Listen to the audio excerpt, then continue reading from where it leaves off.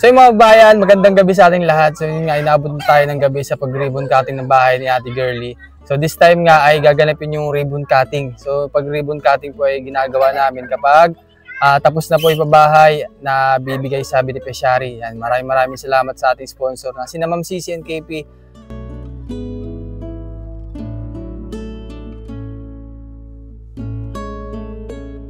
Nakakatuwa lang kasi na nakaraang linggo ay doon po sila nakatira sa waiting shed na pinagtagpi-tagpi lang yung pinakandingding nila. Pero this time nga ay maayos na yung matutulugan nila at may maayos na silang masisilungan at hindi na sila maampiyasan. So yun nga, bago tayo magsimula ay nagpapasalamat ako sa ating Panginoon at binigyan tayo ng magandang panahon, although gabi na, pero ito, hindi man umuulan. Palakpakan po natin Panginoon. At pangalawa, kay Tatay Rene na kasama natin sa paggawa din sa 1 to 8 na pabahay ay siya yung gumawa. Palakpakan po natin. Ayan. Sa maging kasama ko din, kina Panisan, kina Cedric, kina Medwin, kina Jeffrey, kina Cyrus, at kina Indol. Ayan, sa mga tropa ko po, maraming salamat sa pagsapalakpakan po natin. Ayan. Siyempre sa ating sponsor na na Ma'am CC and KP. Napakabait po na sponsor natin. Palakpakan po. Ayan. Bago natin ikat yung ribbon, dadasal po muna tayo. No? And the name of the Father, the Son, the Holy Spirit. Amen. Ayan. Panginoon, maraming salamat po sa araw na ito. Punong-puno ng biyaya na pagmamahal kay Ate Girly. Thank you po sa pagkakataon na binigay mo para makilala namin si Ate Girly para bago ang kanilang buhay. Maraming salamat din po sa pagbibigay ng sponsor sa amin. Palagi po silang gabayan at iligtas sa lahat ng sakuna at karamdaman.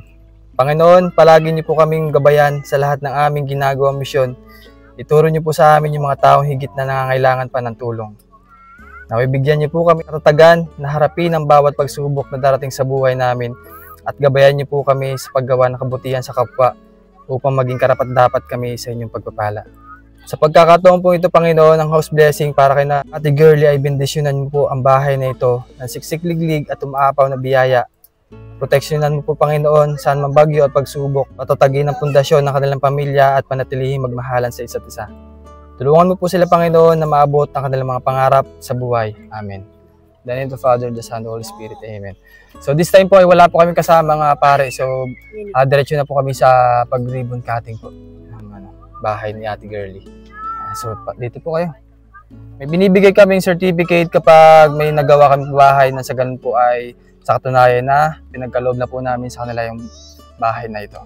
Sa inyo po, para po sa inyo. Ayan.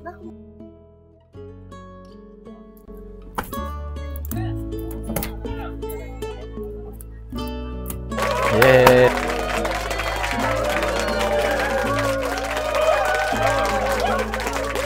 This time nga ay hindi pa nila nakikita kung anong sorpresa ang nag-aantay para sa kanila. Excited? Excited. Ikaw na magtulak pala. Sige. Yan. Pasok po ate. Para po sa inyo lahat yan. Oh, yan oh. Maayos na tulugan. Ganda na. Si Kaipong, tara po Kaipong. Tara po dito. Tara din sa loob ng bahay nila. Ayan oh. Oh, ngayon nyo lang nakita ang ganito ano? Opo. May bagong kutso no, bagong ano pa, cabinet.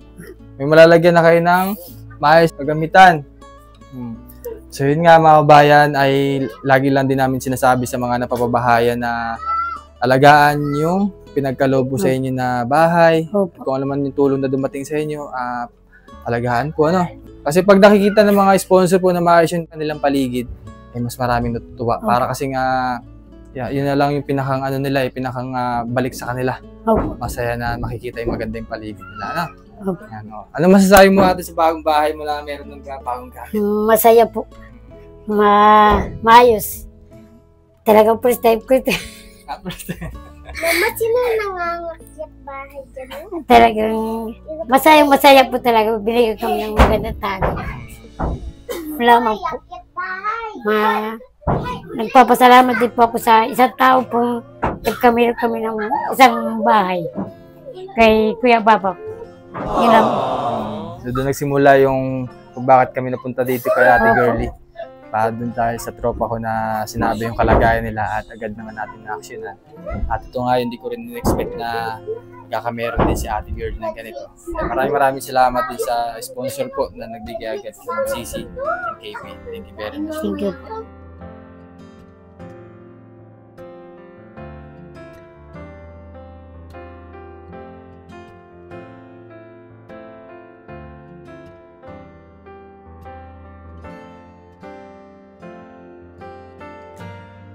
Kakain muna tayo, no? Sige May handa po. kami pagkain para sa inyo. Sige po. Thank you po.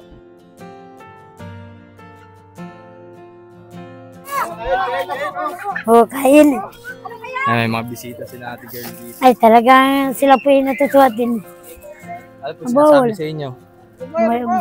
May gingani po nung kaming bahay, kami lang talagang bahay dito. Kaya sila po yung natutuwa sa akin. Uy, kumain na kayo dun. Aslay yan. Angeline! Bigyan mo si Papa mo dun. Bigyan si Papa mo. Ay, wala na. Ano mo? Bigyan mo si Papa mo na sana. Yeah. Bigyan ko ng pingga dun. Ikaw na. Akin na yan. Ako maghawak din. Kumakain kami ng pansit. Handa ni Ate Girlie sa ribbon cutting. Ayan. So maraming bisita po dito. Dito po. Bisita ni Ate Girlie sa ribbon cutting. Bali this time ito yung pinakang maraming dumating o pumunta dito sa ginanap nating ribbon cutting. So medyo madilim na nga lang dahil inabot na kami ng gabi. Pero masaya po yung ribbon cutting na ginanap ngayon.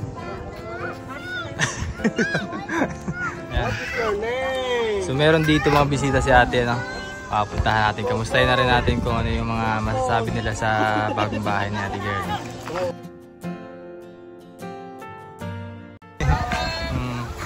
Ano po masasabi niyo sa bagong bahay ni Ate Girlie? Ang ganda. Sana susunod kami naman. Baka mansion naman yung bahay mo, ate? Mansion? Papansin. Thank you din po. Parang ito po yung pinakamasayang ribbon cutting. Maraming bisita po. Kasi mostly kasi kami lang talaga yung nagano eh. Walang ibang mga pumupunta dahil mga parang liblib po baga. Maganda nga rin yung marami baga. May natutuwa na ako. Opo. Kahit may wala ay matulungin yan. Kahit walang-wala na po, no? Oo, wala.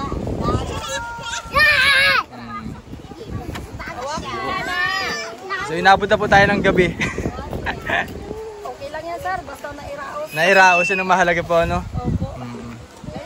Sige po. Salamat po, salamat. Salamat po. Salamat po. God bless. God bless you too po.